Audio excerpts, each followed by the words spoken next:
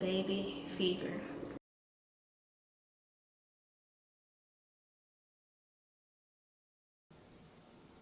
Hi guys, it's been a while, so I'm happy to finally be back with another video.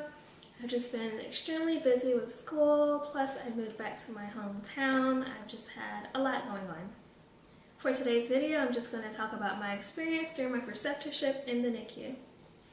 So if you don't know, a preceptorship is basically when you get assigned to a nurse and you follow that nurse around and you work that nurse's shift to get you a better feel for what they do on that unit.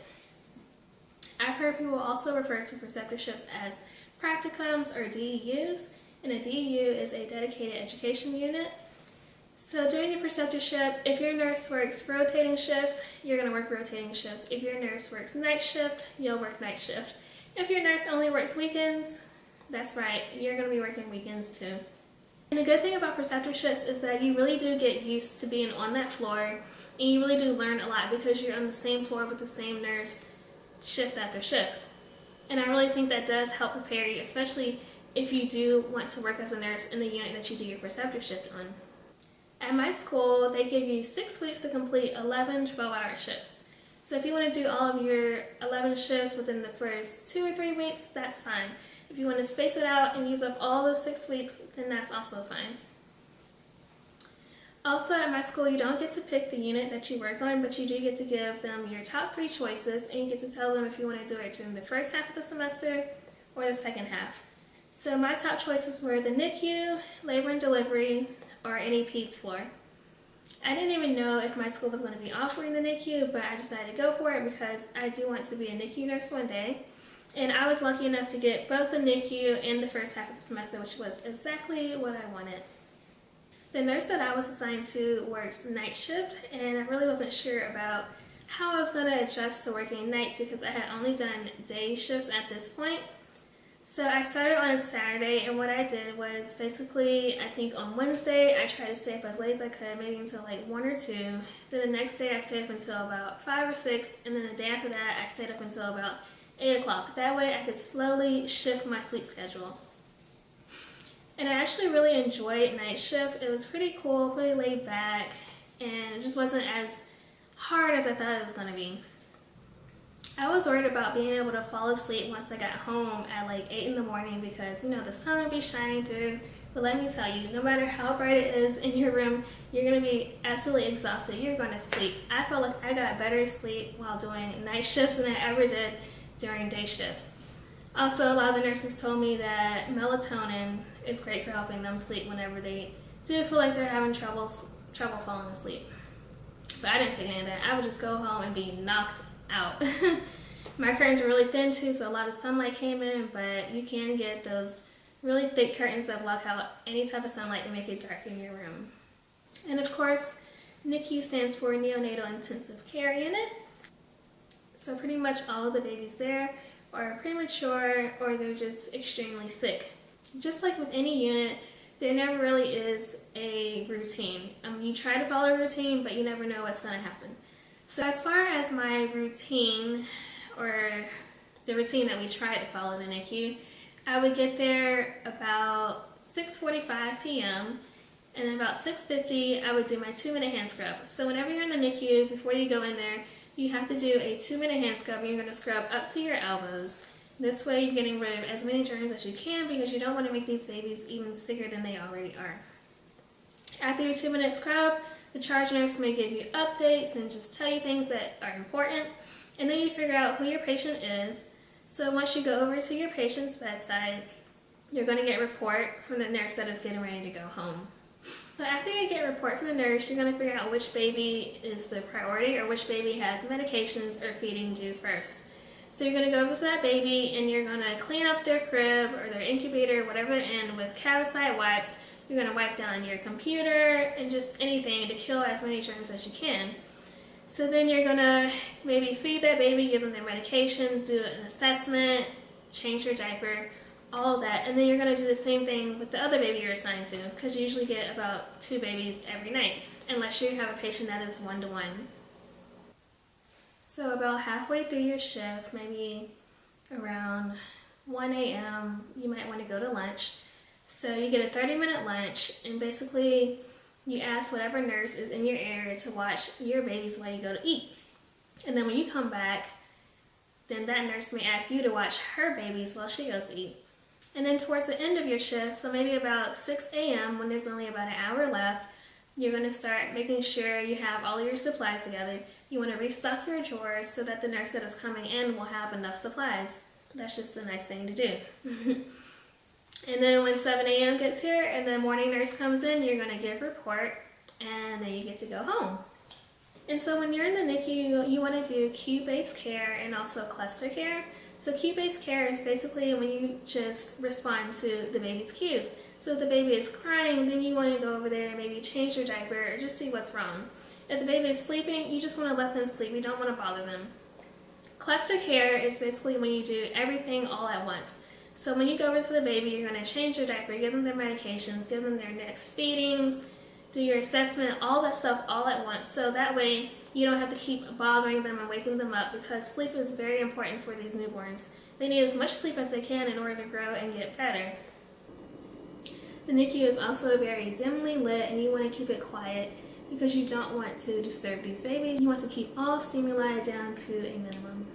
Now with that being said, there is going to be a lot of beeping. There's a lot of IV pumps, a lot of monitors, so there is this constant beeping, so the babies may not be getting as much sleep as they should, but those monitors are what's helping keep them safe and alive. With any ICU, it's very important to pay attention to the monitors. You need to make sure you know what their heart rate is, what their O2 sats are. All of these are very important. And there will be babies who oftentimes desat a lot. So their O2 sats will go down a lot. They may brady down. A lot of times these newborns often stop breathing. So you may hear the monitor going off because their heart rate is down to like 90 or 80, which is not normal for newborns. So a lot of times when babies do brady down and desat, what they need is some stim. And when I say that, you just want to go over to them and rub their back, just like real gently, go like this and rub their back, and that helps remind them, okay, I need to breathe. So then they'll start breathing, and their heart rate and O2 stats will go up. So it's very important to keep listening and watching those monitors, because you do sometimes become a little, desensitized to all the monitors and the beeping, because there's going to be constant beeping during your entire shift, but you have to pay attention to those, because those beeps may be letting you know that your baby isn't breathing anymore, or that their heart isn't beating as fast as it should be. So ICUs are very specialized. You may get there and think, oh, there's really nothing to do, I'm just sitting here. But you really have to watch those monitors at all times and pay attention, because these patients are extremely sick and they're counting on you to pay attention. The other thing about the NICU is you're going to see so many different things. Pretty much everything that we talked about during my women's health class, I saw in the NICU, like phallocells, gastroschisis, neonatal abstinence syndrome. Like, you're going to see it all. And once again, you have to remember to remain professional. You're going to have parents come in to visit their kids. Maybe sometimes these parents, like the mom, may have been drinking or smoking while pregnant, but you can't really hold that against the mom. You have to be professional and respectful to her, and just appreciate the fact that she is there to care for her baby now, despite what happened during her pregnancy. And one of the things that I was nervous about in the NICU was just, these babies are so tiny. Some of them are only like 1 pound. So I was just really worried about breaking them, because they just look so fragile, but you're not going to break them. Of course, you want to be gentle, but everything's going to be just fine. And this wasn't my first time in the NICU. Last semester during my OB rotation, I did get to spend a day in the NICU, and I absolutely loved it, which is why I wanted to go back. So while in the NICU, I got to do cool new things for the first time, like start an IV, do hill sticks. I just learned so much. I also learned about ventilators, like the jet, the oscillator, conventional ventilators. Like, there's just so much. Like, the technology in the NICU is absolutely amazing. And I think that goes for pretty much any ICU. Like, I am an ICU type of gal. Like, I just love ICUs. They're absolutely amazing. Also, my preceptor was amazing. He was very smart, nice, funny, down to earth. So, like, I got really lucky with mine. Another cool thing about my preceptor was that he was part of the staff team. So whenever there was a high-risk delivery or a baby that was being born prematurely, he would go down to the stab unit, which is stabilization unit, and he would help with that delivery. So I did get to go down with my nurse a few times for that, and it was really exciting because I hadn't done labor and delivery since my previous semester. And so the nights that you're assigned to the stab team, you're going to just walk around and see if any of the nurses on your unit need help, and then you kind of just wait around because you're on call. So whenever someone is about to deliver, they'll call you and you have to run down 3 flights of stairs to get to the labor and delivery unit and help out. So one particular night, we had just sat down for lunch. It was like 1 or 2 in the morning. And literally, as soon as we warmed up our food and sat down, his phone rang and someone was about to give birth. So we just had to leave our food there and run down 3 flights of stairs to hurry up and get to this delivery because, you know, it's all about getting there in time. If you're not there in time, you can't help out. And I just felt so important. I felt like I was a part of some kind of medical show like Grey's Anatomy, just running down the hallway and down the stairs in my scrubs, even though I'm a nursing student and there wasn't really much that I was going to be doing. But still, I felt important. It was really cool to be able to experience that and just watch the delivery and watch them bring the baby into the stab room and intubate the baby and place the UACs and UVCs. Like, it was, I've never seen anything like that before. I've been in the stab unit before, but those were just for, you know, your typical healthy deliveries. But for emergent deliveries, like I experienced when my nurse was on the stab unit, it was completely different, and there was just so much going on. Everyone was so smart and calm, and I loved it. It was so cool. In addition to becoming more comfortable with the unit, a preceptorship is good because you may have the same patient over and over. Especially in the NICU, a nurse may have a primary patient and a secondary patient. Primary patient is going to be your main patient who you're always going to be assigned to every single time you come into work. So my nurse had a primary patient, and I learned a lot about his condition, and it was just really great to see him day after day after day and watch his progress. So overall, my preceptorship experience was great. I learned so much, like I cannot even explain how much I learned, and I just really loved it, and it really gave me a feel for what it was going to be like as a nurse, just to go to the same unit over and over and over and to work with the same nurse. So my preceptorship really did confirm for me that I do want to work in the NICU one day. So if you can, do your best to get into a unit that you really are passionate about and one that you think you're going to enjoy. And another thing to watch out for in the NICU, now this is very serious, okay? Make sure you're paying attention to what I'm about to say. When you go to the NICU, you may develop something called baby fever. Okay, the baby fever is real. Like, they're just so cute, and you just want to take them home, but obviously you can't do that. I got some serious baby fever during my preceptorship, and even during my peds rotation. They're just so cute, and it just makes you feel so good to know that you're helping them out. So yeah, be careful with that baby fever. Don't go home and do something crazy that you're going to regret later. So that was basically my experience in a nutshell. So if you have any questions about a preceptorship or the NICU, just let me know and I'll be happy to answer those.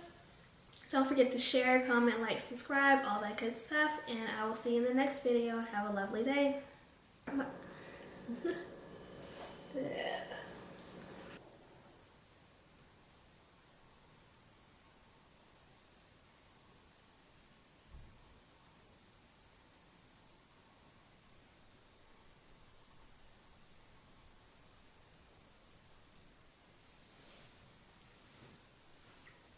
So basically, after the woman gives